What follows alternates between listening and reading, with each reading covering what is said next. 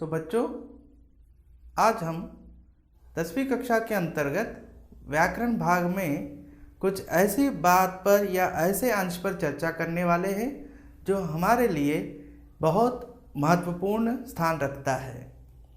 CBSE 10वीं कक्षा में आप लोगों को इस अंश पर 2 अंक के लिए प्रश्न पूछे जाते हैं। सर्वसामान्य रूप से सभी लोग इसके उत्तर दे सकते हैं, फिर भी हम इस पर चर्चा करने वाले हैं। तो देखिए, अगर मैंने वाक्य लिखा, यह वाक्य, पिताजी गुस्से में आए। क्यों आए? मेरे अंक देखकर। तो वाक्य देखिए, पिताजी मेरे अंक देखकर पिताजी गुस्से में आए। मेरे अंक देखकर पिताजी गुस्से में आए। हमने इन जनरली इस तरह का सेंटेंस का उपयोग किया, लेकिन इसी वाक्य को मैंने ऐसे लिखा, मेरे अंक, अंक मतलब मार्क्स, मेरे अंक देखकर पिताजी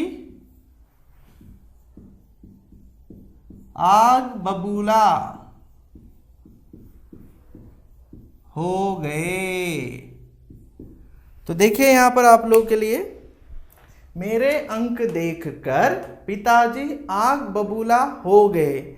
यहां पर एक नया वाक्यांश या छोटा सा जो है वाक्य का अंश जुड़ा, आग बबूला हो जाना। तो देख सकते हैं आप लोग कि यहाँ पर मेरे अंक देखकर पिताजी गुस्से में आए, इन जनरली हम लोग तो कह लेते हैं, ठीक है ना।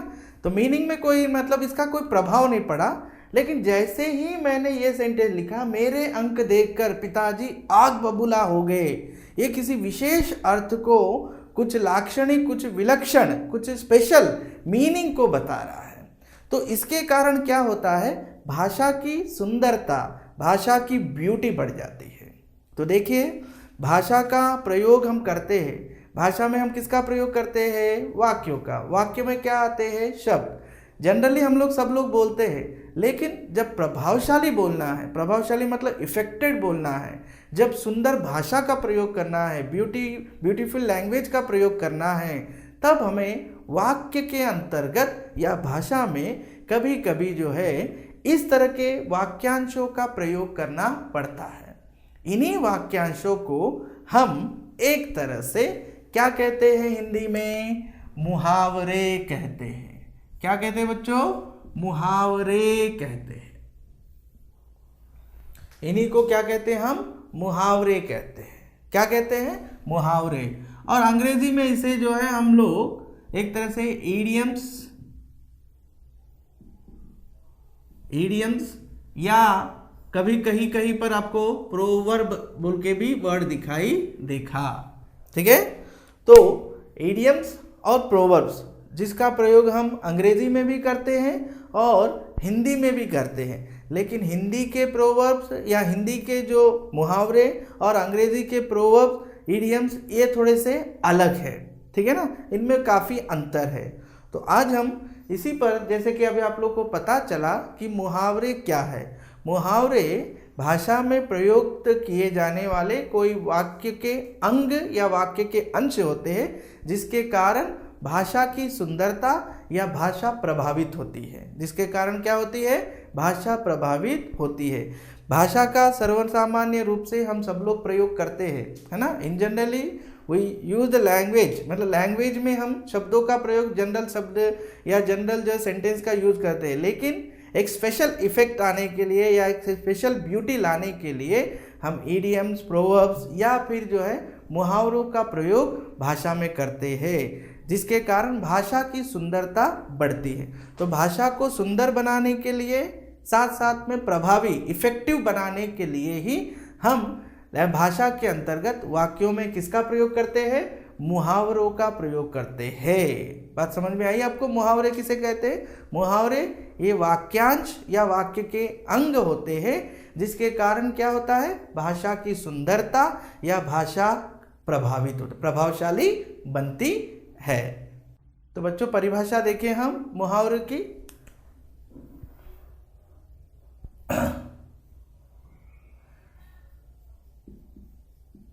भाषा में प्रयुक्त मतलब यूज, भाषा में प्रयुक्त वाक्यांश जो भाषा को सुंदर बनाने, भाषा में प्रयुक्त वाक्यांश जो भाषा को सुंदर बनाने और प्रभावशाली बनाने में सहायक है, हेल्प करते हैं, सहायक है, उन्हें क्या कहते हैं हम, मुहावरे कहते हैं। उन्हें क्या कहते हैं बच्चों, मुहावरे कहते हैं। जैसे उदाहरण के लिए आप लोग को बताया जाए, जैसे अभी हमने देखा था आग बबूला होना, आग बबूला होना, इसका मतलब क्या होता है, बहुत गुस्से में आना, बहुत गुस्से में आना। इसी तरह से आँख का तारा होना, आँख का तारा होना, बहुत प्रिय होना, बहुत प्रिय होना, बहुत गुस्से में आना, यहाँ पर बहुत प्रिय होना। उसी तरह से देख लीजिए बच्चों, सिर मुंडाते ही ओले पड़ना, ओले मतलब जो आइस के एक तरह से छोटे छोटे टुकड़े जो रेनी सीजन में कभी पड़ते हैं, है ना, उन्हें ओले कहते हैं हम, ठीक है ना। और सिर मुंडाते ही मतलब बाल कटवाते ही हम लोग, मतलब पूरी तरह से बाल कटवा दे, गंजे बन गए हम लोग, तब तुरंत जो है ओले पड़ना, ओले वो बर्फ के टुकड़े पड़ना। इसका अर्थ क्या होता है, काम शुरू करते ही रुकावटें आना, रुकावटें मतलब एक तरह से उसमें बीच में हमारे लिए स्टॉप हो जाना, वो वर्क, काम शुरू करते ही रुकावटें आना, इसका मतलब ये है। और इसी तरह से और आगे बढ़ रहे हैं हम,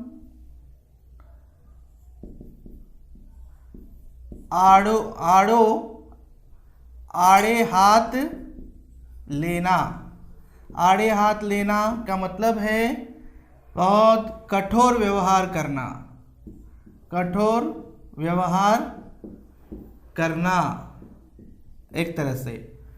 तो देख सकते हैं आप लोग, जो भी मैंने उदाहरण दिए हैं इनका डिफरेंट मीनिंग है ना, सबका अपना अपना मीनिंग है। अगर आग बबूला होना जनरली देखा जाए तो कोई ऐसा मीनिंग हमें देता नहीं, लेकिन आप जब इसका मीनिंग देखते हैं तो बहुत गुस्से में आना। उसी तरह से आँख का तारा, आँख का तारा मतलब आँखों में तारा नहीं है, तारा मतलब स्टार। आँख का तारा होने का मतलब होता है कि बहुत ही फेवरेट होना, बहुत प्रिय होना। सिर मुंडाते ही ओले पड़ना मतलब जो काम हम शुरू करने जा रहे हैं तो बीच में एक तरह से रुकावटें, स्टॉप हो जाना, वो दूसरा कोई अड़चने आ जाना, व्यवधान आ जाना, ठीक है ना, उसे कहते हैं सिर मुंडाते ही ओले पड़ना। उसके बाद आड़े हाथ लेना, कठोर व्यवहार करना, ठीक है ना, बैड बिहेव करना हमारे साथ, उसे उसके लिए मीनिंग क्या है, आड़े हाथ लेना। इन सबको हम जब सेंटेंस में यूज़ करते हैं तो वहाँ पर उस सेंटेंस का प्रभाव अलग पड़ता है। जैसे मेरे अंक देखकर, मेरे मार्क्स देखकर पिताजी आग बबूला हो गए, मतलब क्या हो गए, एक तरह से बहुत गुस्से में आ गए। उसी तरह से माँ के लिए उसके बच्चे आंख का तारा होता है। माँ के लिए उसके बच्चे आंख का तारा होता है, मतलब बहुत प्रिय, फेवरेट होते हैं, एक तरह से लवेबल भी कह सकते हैं हम। उसी तरह से सिर मुंडाते ही ओले पड़ना। सिर मुंडाते ही ओले पड़ने के लिए क्या कहेंगे? ठीक है, जैसे ही हम स्कूल जाने के लिए निकले, बस का जो टायर है वो खराब हो गया। इसे ही कहते हैं सिर मुंडाते ही ओले पड़ना, मतलब काम शुरू करने से पहले ही क्या हो गया, एक तरह से रुकावटें आ गई। आड़े हाथ लेना, कठोर व्यवहार करना। ठीक है, जब मैंने चोरी की तो पिताजी ने मुझे क्या किया? आड़े हाथ लिया। जब मैंने चोरी की तब पिताजी ने क्या किया? एक तरह से मुझे आड़े हाथ लिया। तो इस तरह से बहुत सारे उदाहरण हम देख सकते हैं जो परीक्षा के लिए आप लोगों को उपयोगी है।